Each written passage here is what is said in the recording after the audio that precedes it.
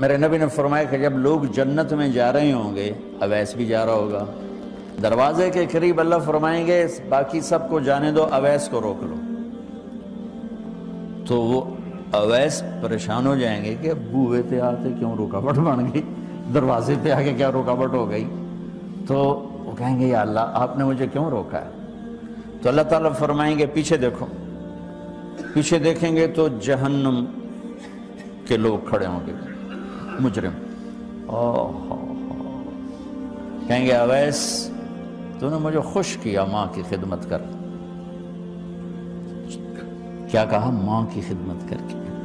جو بیچاری مائیں ذلیل ہو رہی ہیں، یہاں زیادہ ہوتی ہیں، پاکستان میں کم ہوتی، پر ہوتی وہاں بھی ہیں۔ اسی سفر میں کتنی ماؤں کے اتنے پرچے آئے کہ میرا بیٹا شراب پیتا اور پھر مجھے گالیاں نکالتا ہے۔ بھر گئے میری جیبیں پرچوں سے، کیونکہ مستورات بھی بیان میں آتی تھی، تو ہر بیان میں کوئی نہ کوئی پرچہ آیا کہ میرا بچہ مجھے گالیاں نکالتا ہے، شراب پیتا ہے، زنا کرتا ہے، پھر مجھے گالیاں نکالتا ہے۔ تو یہاں زیادہ ذلیل ہیں، ہمارے ہاں بھی کوئی کم ذلیل نہیں ہے۔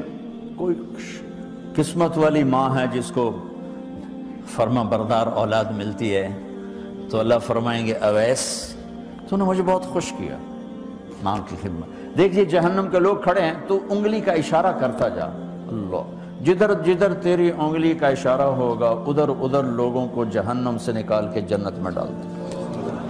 آج میں تیری طفیل لاکھوں آدمیوں کو جنت میں پہنچاؤں گا۔ عدد ربیہ و مدر، لاکھوں کا لفظ نہیں آتا، ربیہ و مدر عرب کے دو قبیلے اپنی تعداد میں سب سے زیادہ تھے۔ تو اللہ تعالیٰ کہیں گے اویس آج تیری طفیل جتنا ربیہ اور مدر دو بڑے قبیلوں کے لوگ ہیں، اتنے مجرم آج تیری طفیل جنت میں ڈال دو۔ سبحان اللہ اکبر۔ جب میرے رب نے مقام بخشا کہ عمر اور علی سے کہا جا رہا ہے دعا کروانا، اور جنت کے دروازے پر کھڑا کر کے فرمایا جا رہا ہے پیچھے نظر دوڑا، دیکھ جتنے جہنم کے لوگ کھڑے ہیں، اشارہ کر تیرے طفیل آج ربیہ اور مضر کی تعداد کے برابر لوگوں کو جنت میں ڈالوں۔ ایک اور واقعہ بھی سناتا ہوں۔ آپ نے فرمایا میں آج رات جنت میں گیا۔ ایک تو معراج ہے جو جاگتے ہوئے، خواب میں تو بہت دفعہ ہوا، آج رات میں جنت میں گیا۔ میں نے آواز سنی قرآن کی تلاوت۔ میں نے پوچھا یہ کون تلاوت کر رہا ہے؟ ان کا جی یہ حارثہ بن نعمان ہے۔ تو آپ نے کہا حارثہ بن نعمان؟ وہ تو مدینے بیٹھا ہے۔ دیکھو آپ کو سنانے کے لیے مائک لگا ہوا ہے اوپر، تھوڑے سے لوگ آپ، اور حارثہ کی آواز جنت میں جا رہی ہے اور وہ مدینے بیٹھے ہوئے ہیں، 7 آسمان پار کر کے آواز جا رہی ہے۔ وہ کیسے پوری جنت میں اس کی آواز کیوں آ رہی ہے؟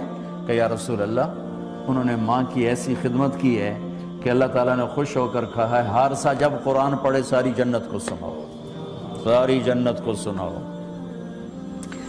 اچھا کیسی خدمت کرتے تھے؟ ماں کی کیسی خدمت کرتے تھے؟ ان کے کپڑے بیوی سے نہیں دھلاتے تھے، خود دھوتے تھے۔ ہم لوگ اپنی بیویوں پہ ڈنڈا چڑھا کے کھڑے ہوتے، میری ماں دے کپڑے دو، میری ماں دی روٹی پکا، میری ماں نو چاہ بنا کے دے۔ آپ کی بیوی کے ذمے آپ کی ماں کی خدمت نہیں ہے، میرے ذمے میری ماں کی خدمت، میری بیوی کے ذمے میرے باپ کی خدمت نہیں ہے، میری ماں کی خدمت نہیں ہے، میری بہن بھائیوں کی خدمت نہیں ہے۔ لیکن یہ بر صغیر کے معاشرے کا ظلم ہے کہ آنے والی بچی ٹکڑے ٹکڑے ہو جاتی، پس کے رہ جاتی، اور ایک ظلم و ستم کی چکی میں وہ قیمہ بن جاتا۔ ساس کا ظلم، سسر کا ظلم، خامد کی بہنوں کا ظلم، بھائیوں کا ظلم، تانے بولیاں۔ اس بیچاری نے بچے کیا پالنے ہیں، وہ تو روتے روتے زندگی گزار دیتی۔ میرے ذمہ ہے ماں کی خدمت، میری بیوی کے ذمہ نہیں ہے۔ پوچھو مفتیوں سے ماں کے لیے کیا کرتے تھے؟ سالن خود بناتے تھے، آٹا گوندتے تھے، روٹی پکاتے تھے، پھر تھالی میں پلیٹ میں رکھ کر ماں کو سامنے بٹھا کر خود کھلاتے تھے، کھلاتے بھی خود، اور ماں کو تیل لگاتے، کنگھی کرتے، جوئیں نکالتے۔